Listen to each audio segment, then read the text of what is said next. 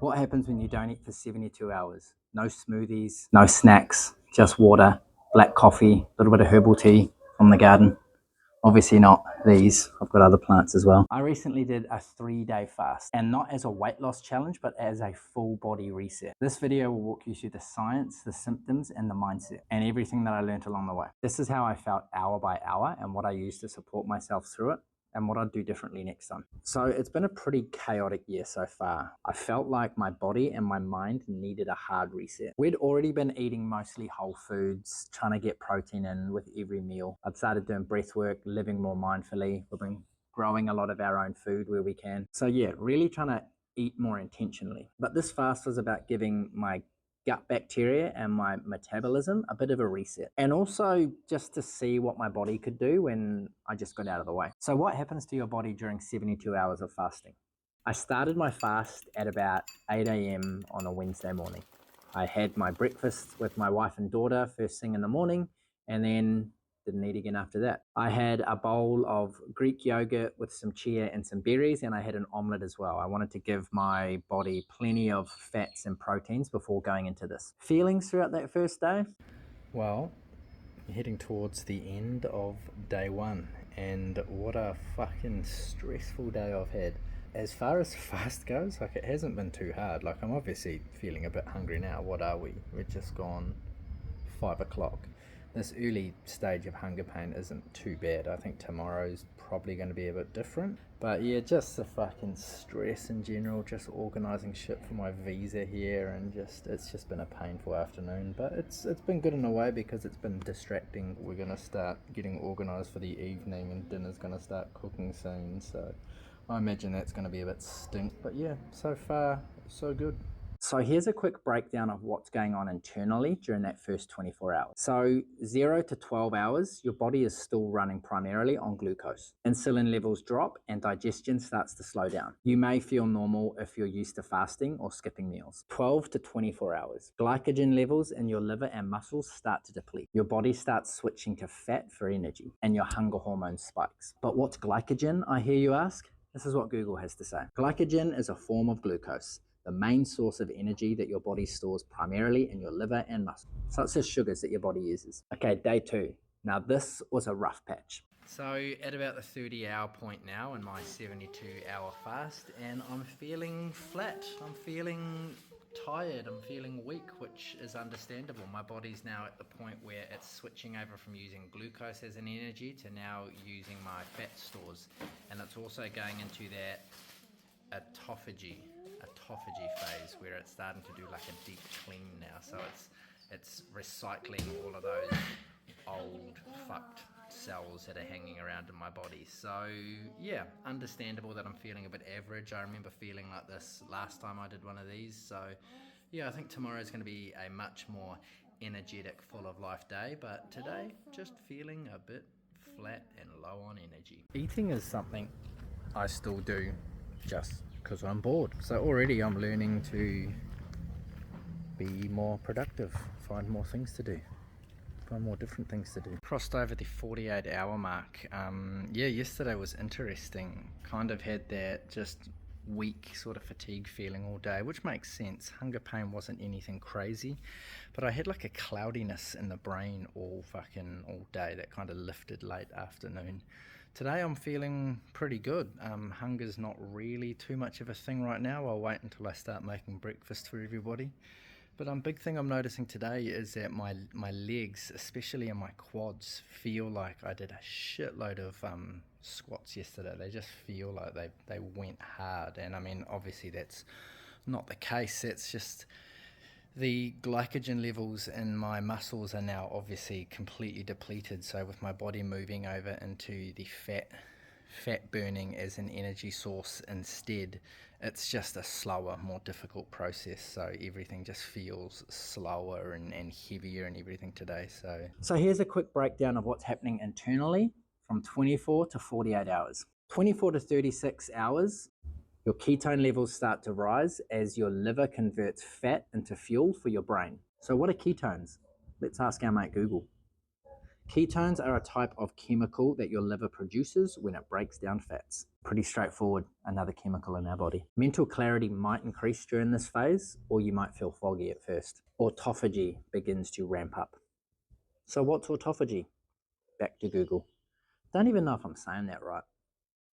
Call me out in the comments if you want. Autophagy means self-eating. It is an intracellular degradation process that allows cells to recycle damaged intracellular components to generate energy and provide building blocks to create new cellular structures. Or to put it simply, your body starts to recycle all the old fucked cells and use them as something new, or just fuck them off altogether. So yeah, this is the phase where your body really starts to go into recycling mode, really clean up everything it doesn't really need. Hours 36 to 48, autophagy deepens. Inflammation starts dropping significantly. You're now running on mostly fats and ketones. And immune system regeneration usually begins around now. And hunger often decreases around this point. All right, day 3, the final stretch. Well, that's 72 hours done and dusted. Just going to water the plants and then going to start the refueling process, which is got to be nice and slow.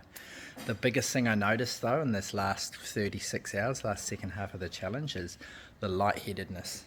That was quite an adjustment, especially like the early hours of this morning and late last evening. Getting up out of bed every time was a slow process, letting myself adjust at each level. So yeah, let's get these plants watered and get some food back in my guts. But yeah, before we get into how I broke my fast, let's look at what's happening to your body in that final 48 to 72 hours of a fast. So hours 48 to 60, your body is in deep repair mode. Blood sugar levels stabilize, growth hormone increases, and stem cell regeneration may begin, especially in the gut. 60 to 72 hours, so this is peak autophagy. Your body is breaking down old cells and rebuilding new ones. Many people report a euphoric, clear-headed state here. I didn't, but then in saying that, I slept most of that time. So at exactly 72 hours, I broke the fast gently. First bit of food. That's good. Just got to make sure I really chew everything thoroughly. Give my digestive system the best sort of chance at its little reboot now.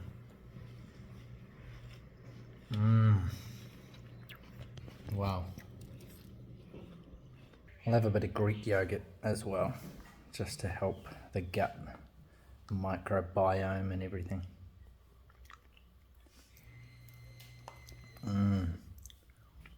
Tell you what, that is a fucking sight. Couple of soft boiled eggs. I don't eat them often, but today, whew, this is going to curb a craving. I don't know why, I've wanted these the whole time I've been doing the challenge. So.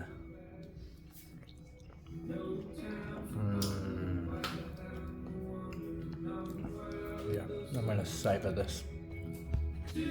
I didn't want to have anything too fibrous straight away because the whole linings of my gut and everything was more or less brand new and super sensitive. And I definitely felt that, like after the first few mouthfuls of food, I had a big burp because my stomach was waking back up. And I did notice that hunger ramped up quickly after that. Like I definitely couldn't stomach a whole lot. Like I would feel full quite quickly during eating, but it wasn't long after eating that I was hungry again. So there was a lot of like little intervals throughout the morning of just grazing, snacking. Definitely quite a chill, slow eating sort of day that day that I broke the fast.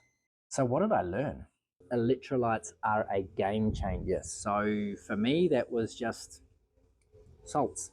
Just a sprinkle of salt in the water every now and then. I think there was a couple of times when the headache got quite bad, so I would put about half a teaspoon of salt in a glass of water and just chug that back, and you know, within 20-30 minutes I was fine again. So yeah, electrolytes are really going to help you throughout this process. I've heard stories of people cramping up really badly on fasts, so yeah, definitely make sure that you're keeping some salts coming in. You can drink 0-calorie sports waters as well if you want, but like for me, I wanted to try, and I still try in general, just to keep it as clean as possible with what I'm putting in my body. Obviously, there's exceptions, but if I'm in a fasted state, why would I put these artificial colors and all this other shit in to my body when it's in such a deep cleaning mode? So yeah, I tried to keep it as minimal as possible. The herbal teas, bit of salt and water, boom, you're laughing.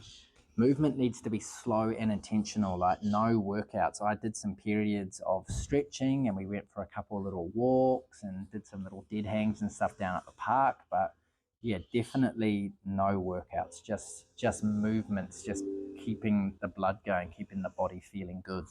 And fasting also forces mindfulness. Like it forces you to slow down. There was big moments during the day where I would normally stop and eat and I didn't need to. So I use these times to sit and reflect and read and just do other things instead. Breath work and then just screen detox really sort of amplified the benefits as well. Like we've been trying to work more towards using our phones less, just because we've got a 3-year-old daughter that sees us using them and thinks that she should be able to use them as well. So during this time, I really tried to put more effort into just taking my Kindle, my book with me everywhere, so that when I had those little bits of downtime, I could do that instead of just reverting to the phone.